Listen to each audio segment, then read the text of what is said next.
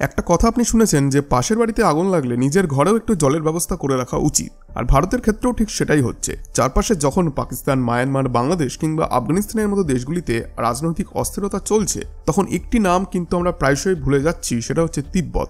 এবং তার কথা কিন্তু সেভাবে হচ্ছে না। আর তিব্বতের কথা উঠলেই মনে পড়ে যায় যে ইতিহাসের পাতায় ঢাকা একটি অধ্যায় যেটি বহু বছর ধরে চাপা পড়েছিল, কিন্তু আজ 2025 সালের বাস্তবতায় দাঁড়িয়ে তিব্বতের চারপাশে যেভাবে ঘটনা গড়াচ্ছে তাতে ভারতের মাথা ব্যথা না থাকাটাই অস্বাভাবিক। সোজা ভাষায় বললে তিব্বতের ভূখণ্ড, ভূ রাজনীতি এবং তার সঙ্গে ভারতের সম্পর্ক এখন এক নতুন মোড়ে এসে দাঁড়িয়েছে।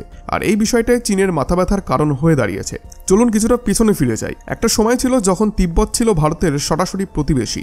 পাকিস্তান, বাংলাদেশ, নেপাল, ভুটান, মায়ানমার, আফগানিস্তান, চীন সবাইকে তো আমরা জানি। কিন্তু 1950 সালের আগে পর্যন্ত তিব্বত ছিল ভারতের প্রতিবেশী দেশ। কিন্তু ইতিহাস বদলায়, আর 1971 সাল সেই পরিবর্তনের নতুন মোড়। দ্য ইন্ডিয়ান এক্সপ্রেসের একটি তথ্য অনুযায়ী চীনের চাপের মুখে তিব্বতের সরকারকে একটি 17 দফার চুক্তিতে স্বাক্ষর করতে বাধ্য করা হয়, যার মাধ্যমে তিব্বত কার্যত চীনের অধীনে চলে যায়। তখন হয়তো অনেকেই বুঝতে পারেননি যে এই চুক্তি আসলে তিব্বতের সংস্কৃতির স্বাধীনতা আর পলিটিক্যাল ভবিষ্যতের ওপর কতটা বড় প্রভাব ফেলতে চলেছে। কিন্তু এই চুক্তির ভেতরেই ছিল এমন কিছু ধারা যা নিয়ে পরবর্তীকালে শুরু হয় দ্বন্দ্ব চীন এবং তিব্বতের মধ্যে। হস্তক্ষেপ বাড়তে থাকে, উত্তেজনা বাড়তে থাকে, আর তার ফলেই 1959 সালে তীব্র সংঘাতের মধ্যে পড়ে দেশত্যাগ করেন দলাই লামা। ঠিক সেই সময় তিব্বতের ভেতরে দেখা যায় এক প্রবল গণবিদ্রোহ। এখন প্রশ্ন, এই ইতিহাস কি শুধু অতীতের পাতাতেই পড়ে থাকবে? না, একেবারেই নয়। আজকের দিনে ভারত যেভাবে তিব্বত নিয়ে কৌশলী পদক্ষেপ নিচ্ছে তা মোটেও ছোটখাটো কিছু নয়। ভারতের সেনা মোতায়েন করা, ইন্টেলিজেন্স নজরদারি আর আন্তর্জাতিক স্তরে তিব্বত নিয়ে আলোচনার অংশ হওয়া সবটাই ইঙ্গিত দিচ্ছে যে তিব্বত শুধু ভারতের সীমান্ত নয়, কৌশলগতভাবে একটি বড় অ্যাসেট। এদিকে আমেরিকা সরাসরি তিব্বতের পক্ষ নিয়ে একাধিকবার বিবৃতি দিয়ে ফেলেছে, আর এই আন্তর্জাতিক সমর্থন চীনের পক্ষে হজম করা বেশ কঠিন হয়ে পড়ছে দিন দিন। তাই এখন প্রশ্ন উঠছে যে তিব্বত কি আবার একদিন নিজের পুরনো পরিচয় ফিরে আসবে? এই মুহূর্তে যা পরিস্থিতি তাতে এটি বলা যায় যে তিব্বতকে ঘিরে একটি নতুন খেলা শুরু হয়ে গেছে। আর এই খেলায় ভারত সাইলেন্ট থাকলেও চাল কিন্তু দারুণ কৌশলে চালছে। তাই এই বিষয়টি নিয়ে আমরা যত গভীরে যাব তত এমন কিছু তথ্য সামনে বেরিয়ে আসবে যা এতদিন আমরা শুনিনি আর নাইবা আমরা দেখেছি। বন্ধুরা, যদি এইরকম ইনফরমেটিভ ভিডিও আপনাদের ভালো লাগে তাহলে অবশ্যই একটি লাইক দিন এবং কমেন্টে আপনার মতামত জানান এবং চ্যানেলটিকে সাবস্ক্রাইব করতে ভুলবেন না। এবার আসা যাক যে ভারতের সাম্প্রতিক ডিসিশন নিয়ে। তো 8ই এপ্রিল 2025-এ একটি রিপোর্ট সামনে আসে যেখানে জানা যায় যে ভারত এই মাস থেকেই দ্য স্ট্যান্ডার্ড স্কুলগুলির পাঠ্যক্রমে হিমালয় অঞ্চল ও তিব্বতের বৌদ্ধ মঠ সম্পর্কিত বিষয় অন্তর্ভুক্ত করার পরিকল্পনা নিচ্ছে। এই পদক্ষেপের পেছনে মূল উদ্দেশ্য হলো যে শিক্ষা ব্যবস্থাকে একটি ঐক্যবদ্ধ করে তোলা আর দেশপ্রেমের বোধকে জাগিয়ে তোলা, এবং সবচেয়ে গুরুত্বপূর্ণ এই বৌদ্ধ মঠগুলিকে চীনের কালচারাল এবং পলিটিক্যাল ইনফ্লুয়েন্স থেকে রক্ষা করা। এই উদ্যোগটি শুধু একটি শিক্ষাগত সংস্কার বলেই দেখা হচ্ছে না, বরং এটিকে একটি কৌশলগত পদক্ষেপ হিসেবেও বিবেচনা করা হচ্ছে, যার মাধ্যমে ভারতের সংস্কৃতি, ভৌগোলিক সীমান্ত আর আত্মপরিচয় আরও শক্তিশালী করার চেষ্টা চলছে। বিস্তারিতভাবে বললে এই নতুন পাঠ্যক্রমটি national institute of open schooling অর্থাৎ NIOS এর দ্বারা তৈরি করা হয়েছে এবং এটা 5 বছর ধরে চলা রিসার্চ এবং পরিকল্পনার পর বাস্তবায়ন করা হচ্ছে।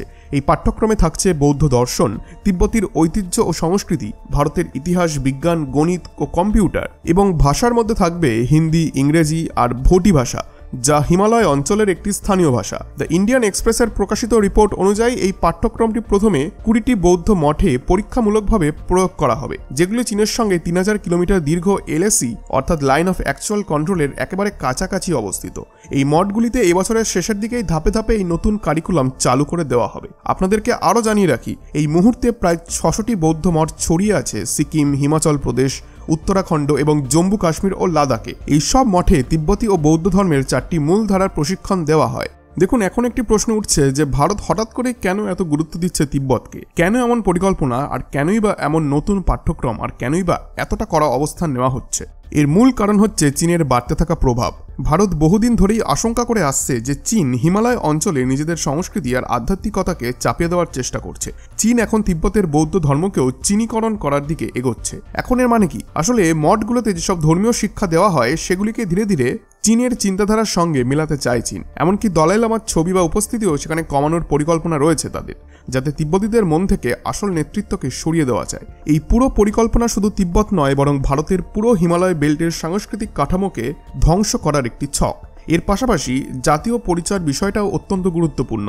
ভারত সরকারের মতে এইসব মঠে পড়া হাজার হাজার শিশুদের ভারতীয় মূল্যবোধ ও ইতিহাসের সঙ্গে যুক্ত থাকা উচিত। NIOS এর একজন সিনিয়র অফিসার বলেন যে তিব্বতের লোকেরা নিশ্চিন্তে তাদের নিজের সংস্কৃতি ও ঐতিহ্য শিখুক, সেটাই কাম্য। কিন্তু তারা যেহেতু ভারতের মাটিতে বাস করছে, তাদের ভারত সম্পর্কে জানা এবং ভারতের সঙ্গে যুক্ত থাকাও খুবই দরকার। এই বক্তব্যের ব্যাপক সমর্থনও কিন্তু পাওয়া যাচ্ছে। যদি সংখ্যার দিকে তাকাই তাহলে দেখা যাবে যে 2025 সালের 9 এপ্রিল অনুযায়ী ভারতের প্রায় 600টি বৌদ্ধ মঠ আছে, যেগুলি হিমালয়ের বিভিন্ন অঞ্চলে বিস্তৃত। এর মধ্যে 20টি মঠ চীনের সঙ্গে থাকা LACর একেবারে কাছে, আর এই তথ্য সরাসরি ডকুমেন্টেও স্পষ্টভাবে উল্লেখ আছে।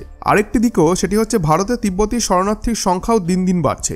1950-এর দশকে দলাই লামার সঙ্গে প্রায় 80,000 তিব্বতী ভারতে আশ্রয় নিয়েছিলেন। কিছু নিউজ রিপোর্ট বলছে যে এনারা ভারতে এসে নতুন বৌদ্ধ মঠ তৈরি করেন, যা আজও স্বাভাবিকভাবেই চলছে।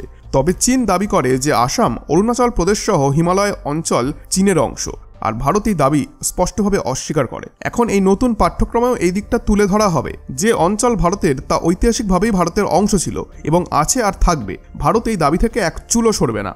এবার আসি আরও একটি গুরুত্বপূর্ণ ঘটনায়, যেটা কিন্তু ভারতের প্রস্তুতিকে একেবারে গতি দিয়ে দিয়েছে। তিব্বতের ইউরোপিয়ান অফিসের মুখপাত্র জেন খাং সম্প্রতি একটি বৈঠকে অংশ নিয়েছেন ইউরোপিয়ান ইউনিয়নের উচ্চ পদস্থ নেতাদের সঙ্গে। বৈঠকের মূল আলোচনা ছিল চীনা শাসনের অধীনে তিব্বতীদের ওপরে চলতে থাকা মানবাধিকার লঙ্ঘন আর সেখানে দিন দিন খারাপ হতে থাকা পরিস্থিতি। এই বৈঠকে বলা হয়েছিল যে ইউরোপিয়ান ইউনিয়নের উচিত তিব্বতের পরিস্থিতির দিকে নজর দেওয়া এবং কিভাবে চীন নিজেদের প্রভাব জোর করে চাপিয়ে দেওয়ার চেষ্টা করছে তা ঘনিষ্ঠভাবে পর্যবেক্ষণ করা দরকার। আরও একটি বিষয় হলো যে আমেরিকা তো অনেক আগে থেকেই তিব্বতের পক্ষ সমর্থন করে আসছে। দলাই লামা থেকে শুরু করে তিব্বতের স্বাধীনতা সংক্রান্ত বড় ইস্যুতে আমেরিকা বরাবর ওপেনলি কথা বলেছে। আমেরিকা এই দুর্বলতাকে বোঝে আর তাই অনেক সময় তিব্বতের স্বাধীনতার পক্ষে জোরালো বক্তব্য দিয়েছে।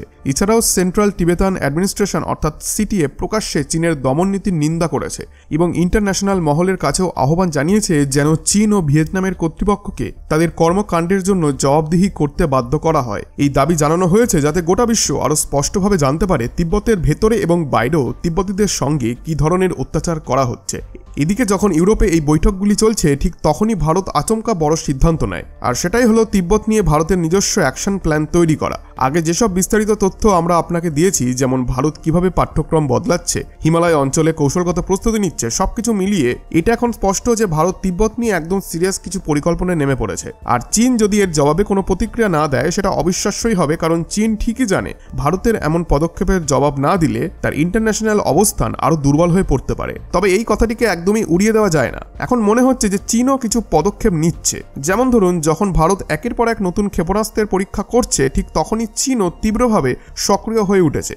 গত মাসেই ভারত দুটি গুরুত্বপূর্ণ নোটিশ ইস্যু করেছিল বঙ্গোপসাগর অঞ্চলে, যেখানে নতুন মিসাইলের টেস্ট করা হয়। এগুলি এমন কিছু অস্ত্র ছিল যেগুলি সম্পূর্ণভাবে ভারতীয় প্রতিরক্ষা প্রযুক্তির উন্নতির ইঙ্গিত দিচ্ছে। এবার এই পরিস্থিতিকে কাউন্টার করতে চীন শুরু করেছে আরো বড় প্রস্তুতি। দেখুন, চীন এখন তিব্বত এবং আকসাই চীন সীমান্তের কাছে একটি অত্যাধুনিক সুপার র্যাডার বসানোর পরিকল্পনা করছে। এখন আপনি বলতে পারেন যে তারা তো তাদের রিজিয়নে র্যাডার লাগাচ্ছে, তাতে অসুবিধা কি? কিন্তু এমনটা নয়। এই র্যাডার কিন্তু ভারতের নতুন মিসাইলগুলির অবস্থানকে ট্র্যাক করতে পারে, যেগুলি সেখানে টেস্ট করা হচ্ছে। আর তারা এটিও আইডেন্টিফাই করতে পারে যে কোন মিসাইল টেস্টে আছে আর কোনটি প্রোটোটাইপ হিসেবে আছে। এই সব কিছু স্ক্যান করা এই র্যাডারের পক্ষে সম্ভব। এখন চীনের এই তৎপরতা প্রমাণ করে যে তারা তিব্বতের ভেতর থেকে ভারতের প্রতিটি সামরিক গতিবিধি বিশ্লেষণ করতে চাইছে।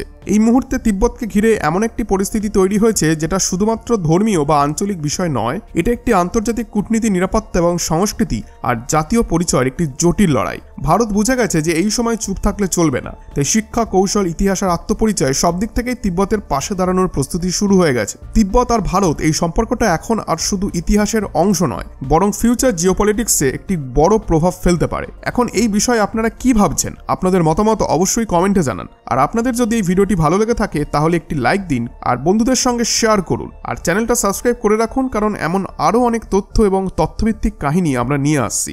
ধন্যবাদ।